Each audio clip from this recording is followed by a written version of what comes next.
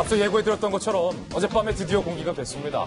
홍준표 전 대표와 유시민 이사장 두 사람이 사실은 상대를 향해서 지금까지 날선 발언들을 원격으로 주고받았는데 두 사람이 직접 만났습니다. 어디서 만났냐면 홍카레오에서 만났는데요. 하나하나씩 좀 저희가 한번 잘라서 들어보겠습니다.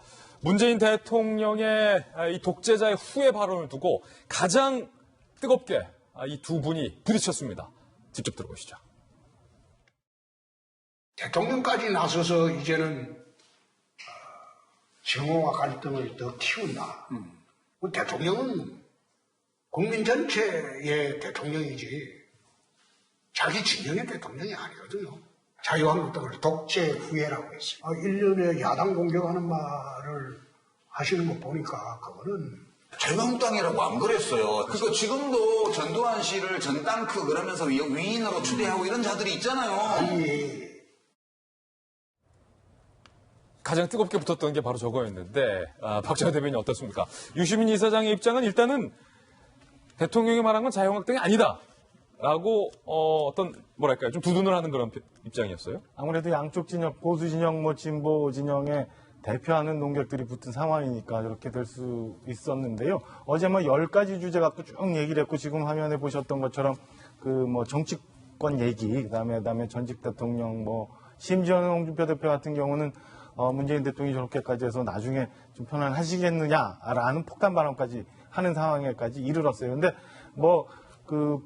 유튜브가 요즘에 굉장히 대세라고 하고 그다음에 그 프로그램 성격상 저런 컨셉을 갖고 진행이 될 수밖에 없었는 상황이 있었지만은 제가 볼 때는 그래도 두 진영을 대표하는 그리고 소위 말하는 잠룡이라고 표현되는 분들이 모였던 토론회가 너무 좀 가볍게 진행됐던 거 아닌가라는 생각이 좀 들고요. 그다음에 두 사람의 토론 과정에서 어디선가 접점이 나와서 그다음에 우리나라가 발전하는데 조금이라도 모티브가 되고 그다음에 국민 화합을 위한 뭔가 계기가 있으면 되는데 그런 것보다는 양쪽 진영의 논리만 공고히 했던 거 아닌가라는 생각이 좀 들었습니다. 최근에 아쉬웠다.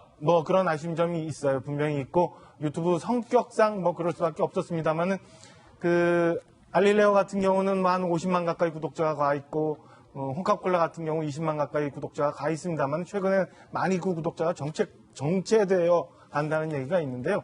글쎄요, 두 사람의 주장과 그다음에 양쪽의 유튜브 채널을 홍보하기 위한 일종의 이벤트 선을 넘지 못하지 않았나라는 아쉬움이 좀 있었고요.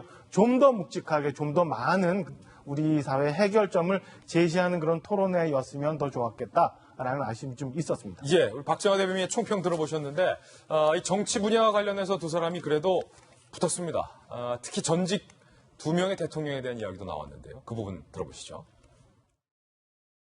정치 왜 하세요? 이야, 저 양반은 그럼 퇴임하면 안전하잖아. 다시 10년 전보다 안주권임도 없어졌고 많이 유해졌어요. 알겠습니다. 그러세요. 한나라당에서 우리 노무현 대통령 하도 괴롭혀가지고요. 저도 열받아가지고 그랬지. 우리가 참 많이 힘들게 했죠. 예, 모질게 했죠. 모질게 했죠. 예. 모질게 했는데 아마 그 벌로 지금 우리가 일방적으로 모질게 당하고 있어요. 전직 대통령 두 분이 감옥에 가 있거나 혹은 지금 보석 상태에 나와 있지만 재판을 받고 있는 건 저는 보통 일이 아니라고 생각해요. 임기 중에 잘못한 일이 많다 하더라도 대통령은 국민 주권의 표현이고 상징이잖아요. 물론 공인이고 권력자이기 때문에 더 엄정하게 우리가 대해야 되는 거는 또 옳은 얘기긴 하지만 그래도 너무한 것 같아요.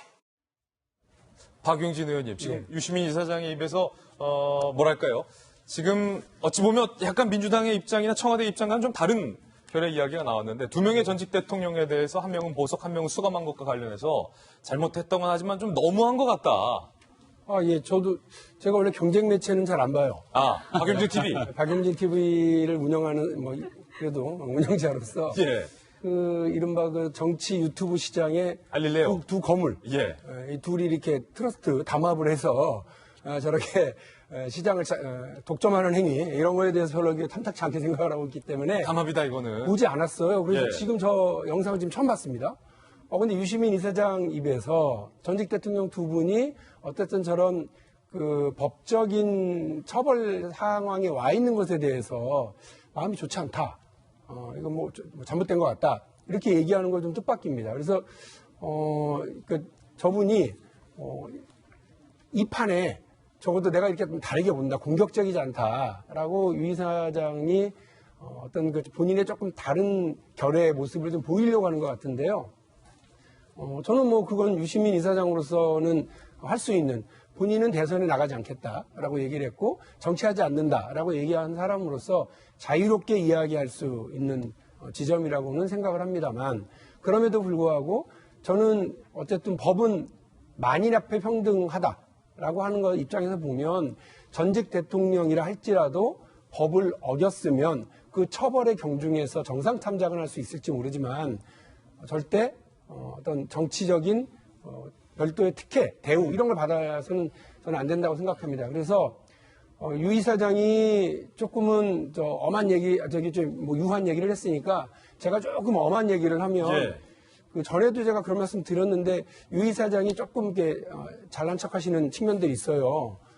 본인이 마치 예전에는 안 그랬는데 지금은 유하게 얘기를 하시면서 뭐 법을 적용하는 데 있어서 좀 유하게 적용해야 된다라고 얘기하시는데 제가 조금 엄하게 말씀드리면 네. 다시 말씀드립니다. 법은 만인 앞에 평등해야 되고 국민 모두에게 평등해야 됩니다. 잘못한 것이 일반 국민이든 아니면 전직 대통령이든 그 법의 엄정함 앞에서 피해갈 수는 없다고 생각합니다. 권력 있는 사람, 돈 있는 사람, 빽 있는 사람들이 법을 지키지 않고도 잘 살아가고 있기 때문에 대한민국에서 많은 문제가 발생하고 있거든요. 그래서 저는 유 이사장이 아주 본인 개인의 정치적인 전망을 봤을 땐 유의미한 말씀을 하신 건 맞지만 저는 별로 동의하고 싶지는 않습니다. 예, 조만간 유시민 이사장과 박용진 의원의 어떤 설전도 용진 레오 뭐 이렇게 좀 나올 것 같아요. 박용진 의원의 돌직구 한번 들어봤는데